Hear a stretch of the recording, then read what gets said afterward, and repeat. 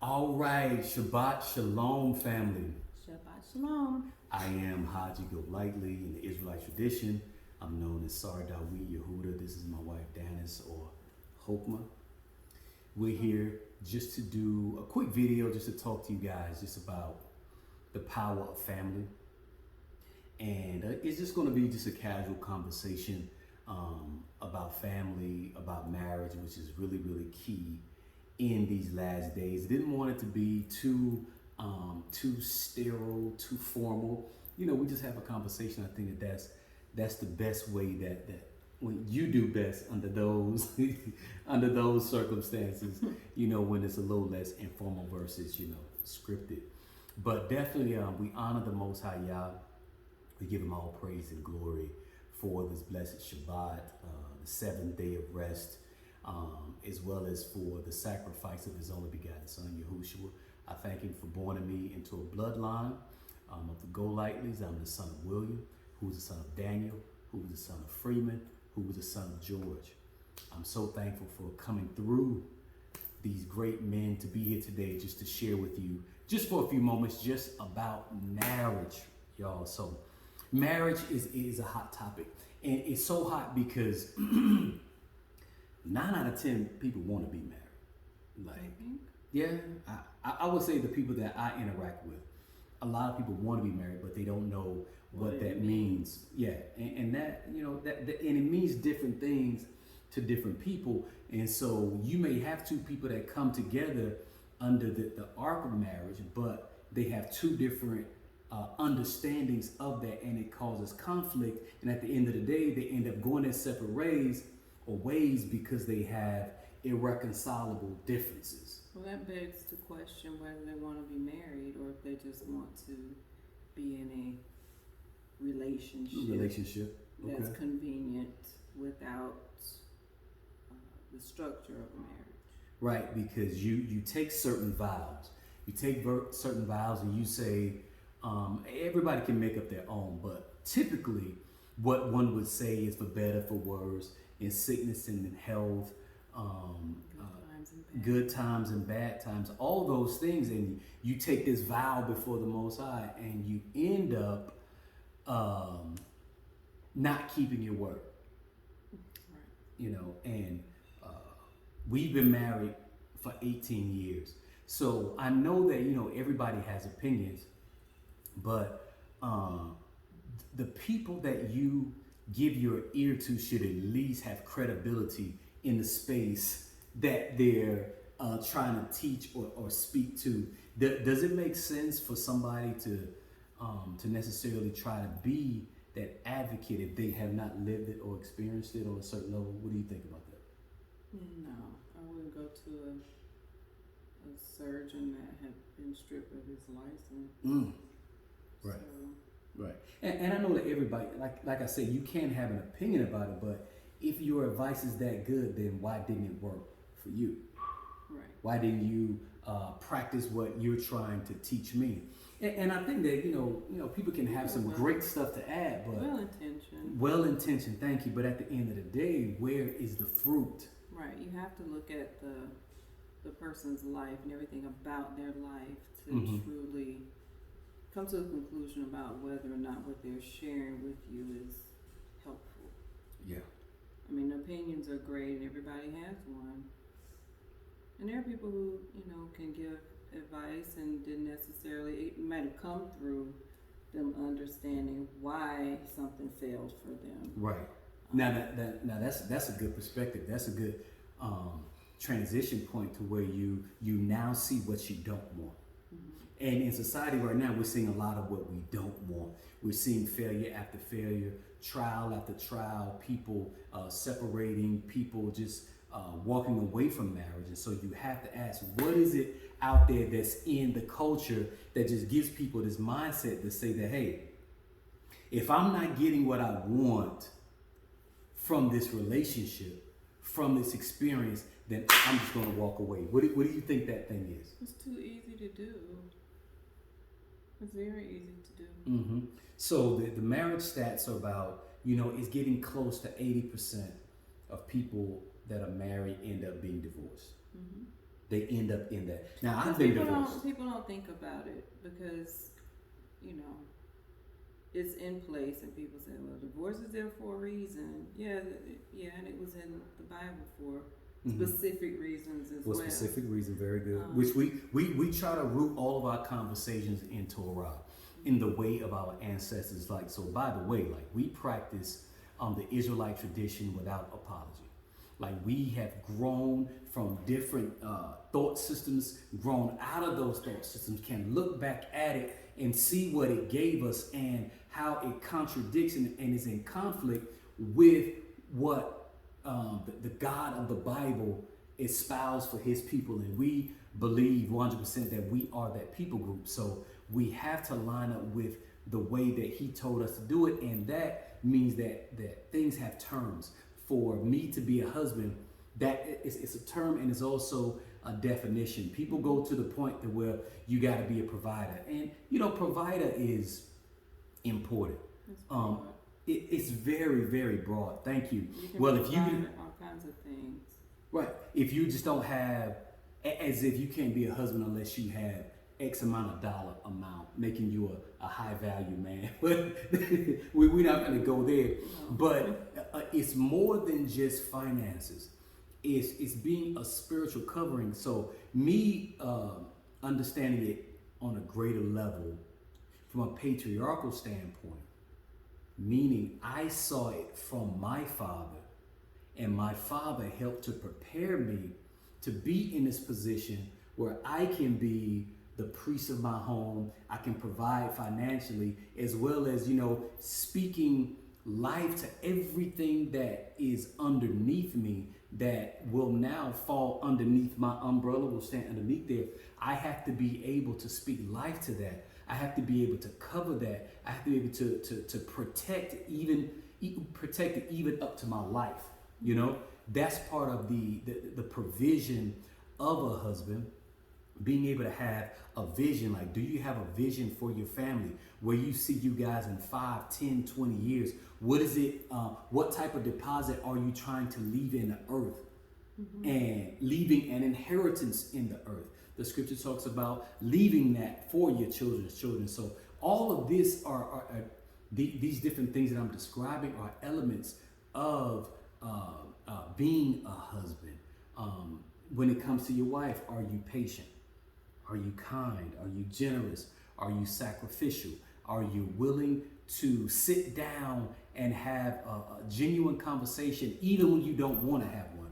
Are you just dismissive? Are you dispassionate? And I could go on and on and on just speaking about being a husband, because it's exhaustive. It's exhaustive, not exhausting. It's exhaustive, and sometimes it can be exhausting. Yeah, it can be both. You know what I mean? But you know, I'll let you speak to the whole wife element, because a lot of women want to be a bride, but they don't want to be a wife. What do you say about the role for women? Because we came from, like I said, that whole Christian vibration and you know, black being in Black America to now understanding what it is in the Israelite tradition. What is that definition for you, and how has that transition been for you? What does it mean to be a wife? Let me simplify it. Well, a helpmeet, someone who has and shares the same mind as my husband. I can't have division in my thoughts. I have to understand what his plans are for our family, and I have to help execute that. I think I've described it before as my husband is the visionary, and I'm the one that executes on the details.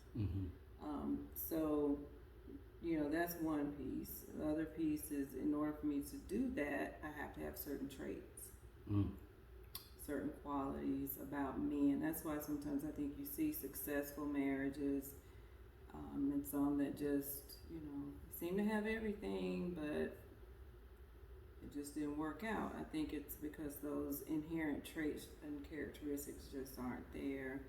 And those things, as far as nurturing, being submissive, and being Ooh, able. You said the S word, submissive.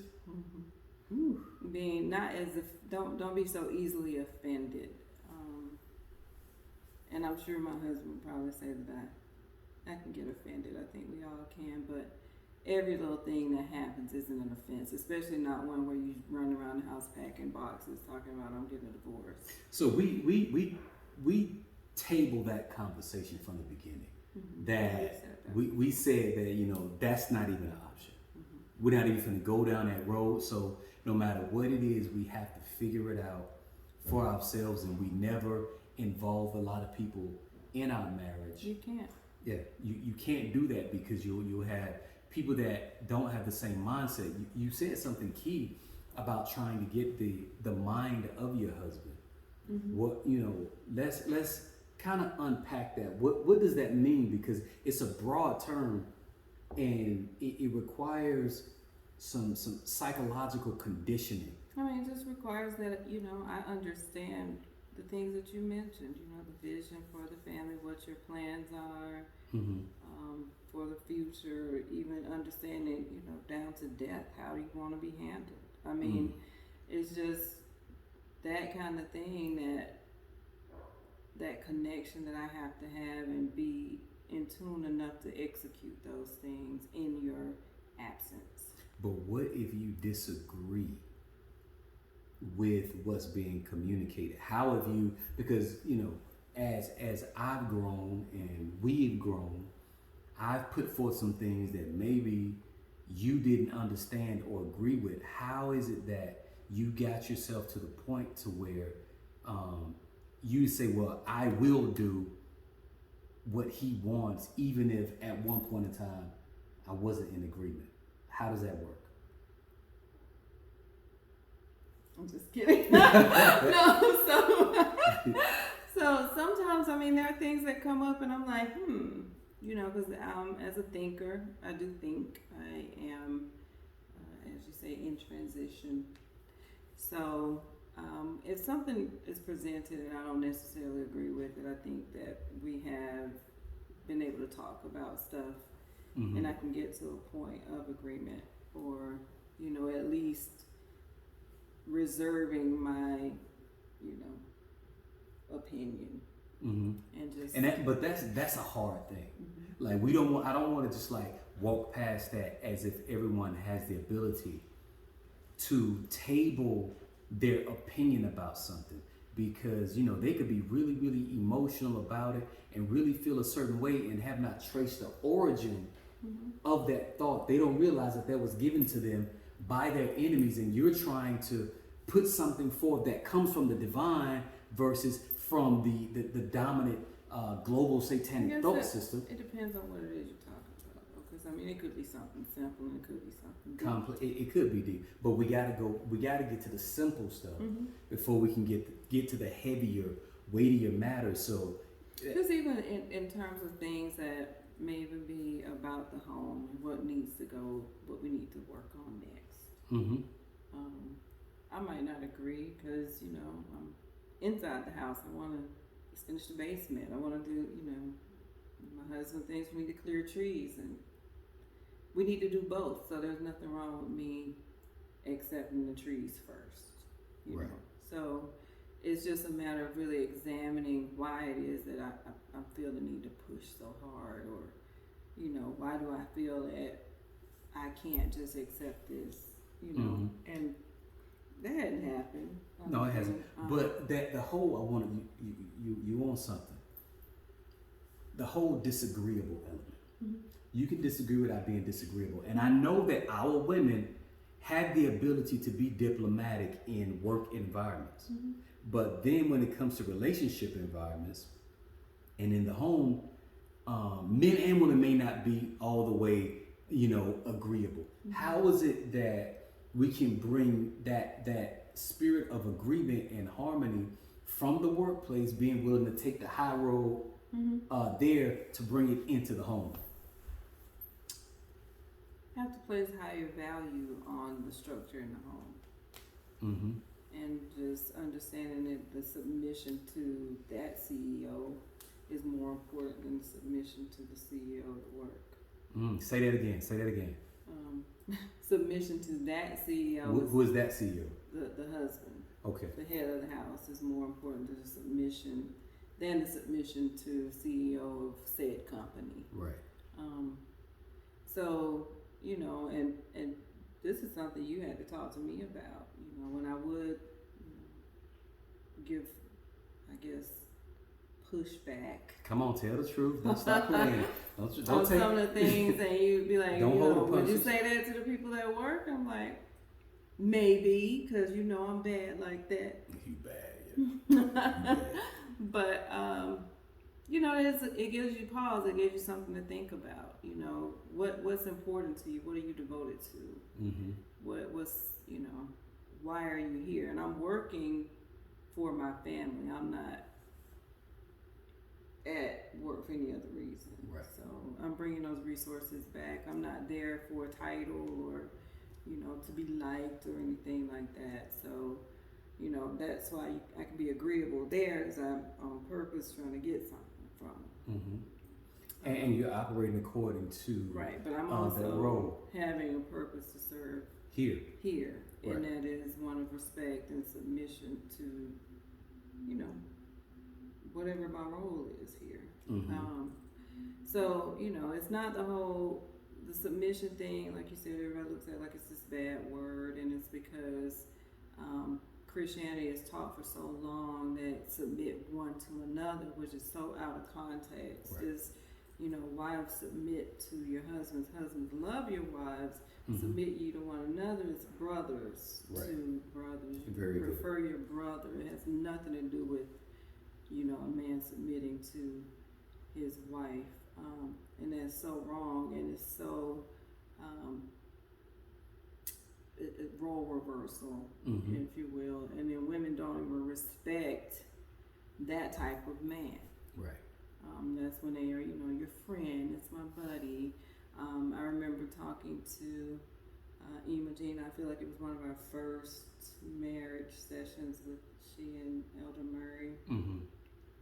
And they were asking kind of like about our relationship, and I said, oh, well, you know, he's my best friend. And, you know, she had been in agreement with everything else, and she said, well, I want to caution you.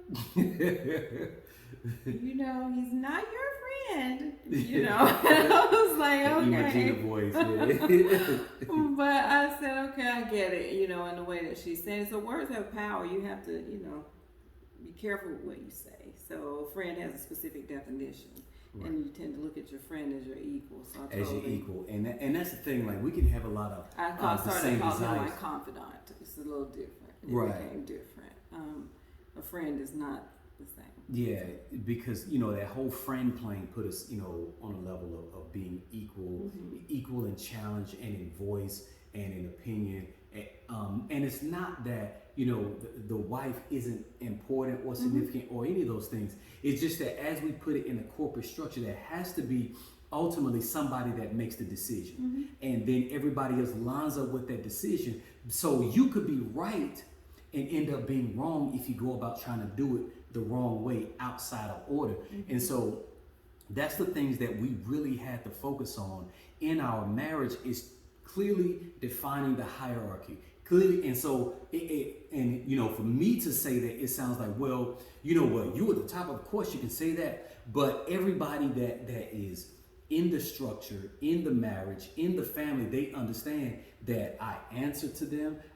They're able to come to me, and we have conversations, we bring things to the table, and we say, well, what does everybody think? So that, you know, everybody has a voice, but then they understand that, okay, well, Abba has to make that decision. And even one point that, you know, the counselor had to get across to me is that, you know, when you do have wives that are ultra intelligent, that are very detail oriented, where, you know, I'm not very detail oriented. I make broad strokes, and this is where I want to go. May not know all the minutia and the specificity that's going to help us to get there, but she'll fill in a lot of those blanks. And you know, she would just come with, you know, just rapid fire question, like bam, bam, bam, bam, bam. You know, I'm just like, baby, just give me a minute to breathe. Like, hold on, I don't have the answer. But And then I would just get frustrated, like, just stop asking me questions. And so ask good questions. you ask good questions, yes. So here was the thing, the counselor told me, he was like, well, he just asked me a question. He just said, well, who else would you want her to query? Who else do you want her to get those answers from, if not from you? And I was like,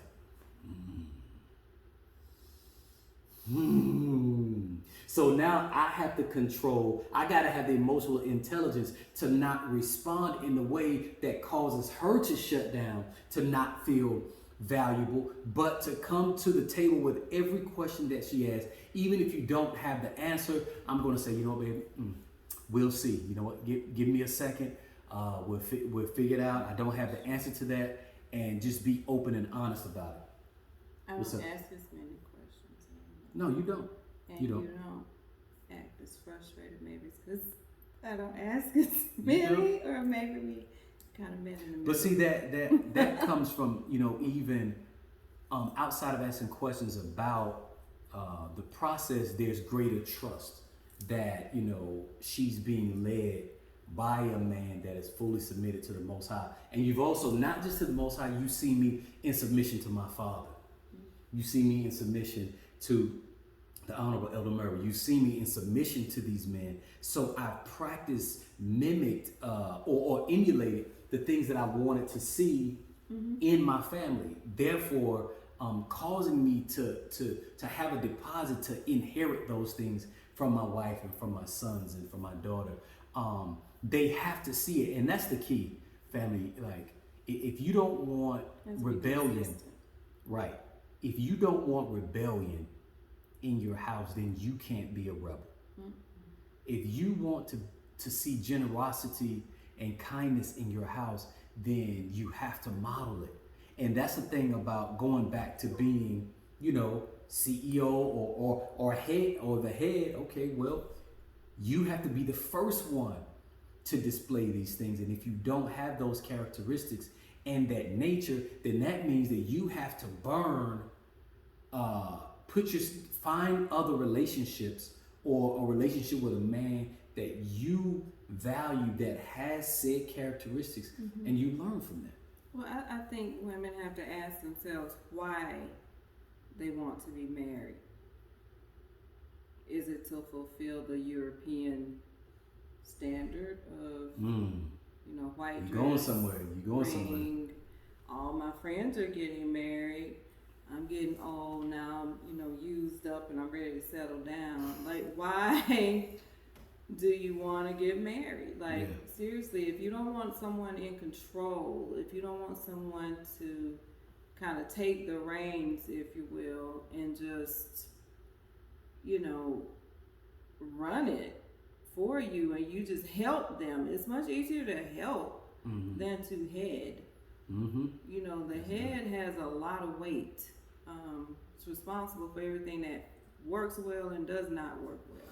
You got to take the good with the bad. And they have to take, roll with all of that. So why would you not want to just play your position and play it well, instead of trying to step outside of your lane? Because when you go outside your lane, you very well could have a head-on collision. Yeah.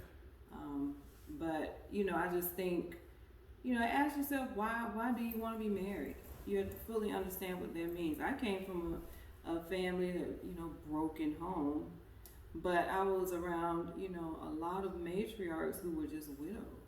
They weren't necessarily divorced. My mother was a divorcee, but my grandmother, her sisters were widows, and they did not speak ill about marriage. They did not speak against the institution of marriage. They didn't think that men were just, a resource for you to go get the car you want or the house you want. They didn't look at it that way. They looked at a man as protection, as covering. Well, a lot of times women, they want that protection, they want that covering, but they don't want to do everything else in terms of falling underneath his covering, which would mean a level of submission and obedience and compliance. They don't want to do that, and understanding that has come from specific targeting from this oppressive regime that we've been under. They've bred certain things in us, and I could go into the history of it, but it's really not necessary.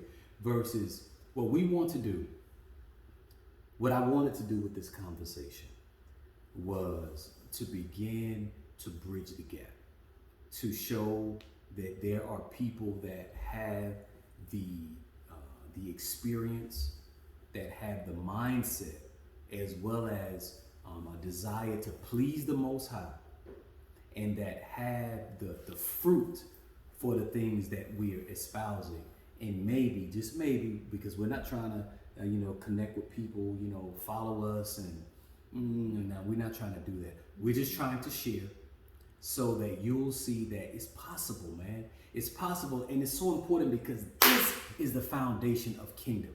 Everybody talks about how they want kingdom, how they want to have a nation, how they want to have a tribe. You can't get to any of that if you don't have an Elohim, if you don't have a husband and a wife that are producing children, making children in the image of that man. You cannot produce a quality clan, tribe, or nation. You can't. This is the foundation. This is ground zero. This is why I harp on it. And the strategy that we employ, that the Most High has validated, is patriarchy. Mm-hmm. And that's something that I think is a good point to bring up as far as me in the wife role. I have to help my husband with everything from him, whether they came from me, and I'm speaking of children, whether it came through me or through others. And you've done that. They are his, and I love all of them. And in order for me to really truly be helpful to him by creating his image, I have to, fill in gaps and help to nurture and help to raise men. It's not easy. Been around for a long time. Yeah. But I'm happy to see that how things have turned out and how they're continuing to progress. And I think my willingness to accept everything from him, my willingness to offer any kind of assistance in that regard, that's important, and it's part of my role as a wife as well. You can't just pick and choose. Well, I want to deal with that. Oh, I only want the good stuff. I don't want the debt. I don't want this. Oh, those aren't my children. Those you can't be that way. And if that's what you are, then you may not be a person that needs to be married. Right. Especially not in the Israelite tradition. In any tradition, I think that's just evil thoughts. But it's none of my business. It ain't. That's why we try to focus on those that align with the way that we walk, we speak in broad terms. We're not trying to break any hedges and get in anybody's house and tell you what to do. Versus these are things that we hope that you would. No, that's what that sounds like. No. Okay, because I don't want it to sound like that. Because I promise you, I don't care. We want to just try to assist in whatever way that we can by sharing our own experience. And I think that some people have found it to be valuable because, man, we just doing it the way that the book said. And that's why we're getting the result that the book said that we would get. So that's it, man. We're about to sign off. Was it anything, Eliyahu, that was back there that any questions or anything before we go? No, sir. All right, awesome. Well, Shabbat Shalom. All praise, glory, and honor to the power of all powers, the God of Abraham, Isaac, and Jacob, in reverence and deference of his only begotten Son. We thank you just for taking a moment to view this video. We will post it up online. Check us out. We'll talk to y'all soon. Shabbat Shalom. Shabbat shalom.